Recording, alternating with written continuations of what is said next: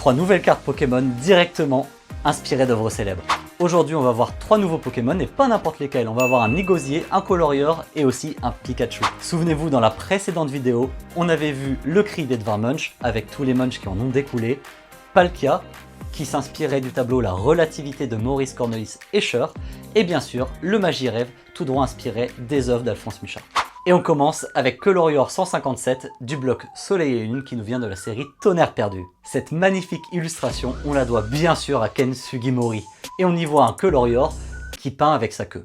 Et en arrière-plan, on voit qu'il a peint des carrés de couleurs et des lignes droites. Et ça, c'est un hommage flagrant à l'artiste néerlandais Piet Mondrian, né en 1872 et mort en 1944.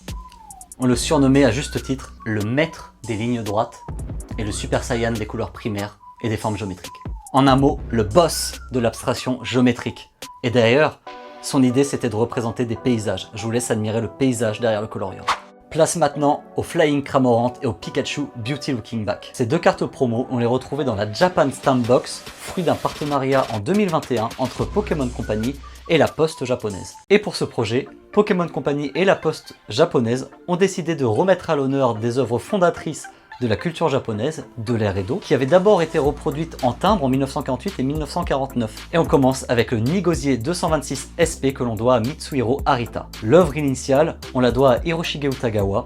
C'était un illustrateur très célèbre dans les estampes japonaises, on la date d'environ 1833. Et sa spécialité, c'était les fleurs et les oiseaux. Et sur l'illustration de la carte Pokémon, on voit 3 Nigosiers qui volent en piqué, qui est une reproduction fidèle de l'estampe originale avec les oies sauvages sous la pleine lune. Donc Nigosier, ce serait une oie. Dans ce coffret en édition très limitée, qu'on estime environ 80 000 exemplaires, on retrouve une deuxième merveille, c'est la Pikachu Beauty Looking Back. Et cette fois, Mitsuhiro Arita s'est inspiré du créateur d'estampes Ishikawa Moronobu avec sa Beauty Looking Back de 1690. Et quand on regarde l'œuvre originale d'Ishikawa Moronobu, qui au passage était le pionnier des estampes japonaises, on se rend compte que les critères de beauté n'étaient pas exactement les mêmes qu'aujourd'hui. Aujourd'hui, c'est pas tout à fait la même beauty qui looking back.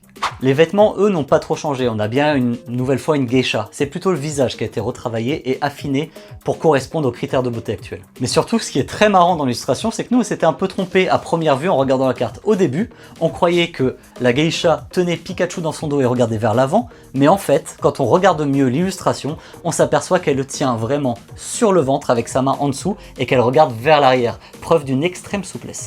On ne vous a pas parlé de la Noctali d'Évolution Céleste qui serait apparemment une reprise de l'œuvre La Nuit étoilée de Van Gogh, parce que c'est pas vraiment flagrant pour nous. Et d'ailleurs, si vous avez d'autres œuvres qui ont inspiré des cartes Pokémon, n'hésitez pas à nous les laisser en commentaire.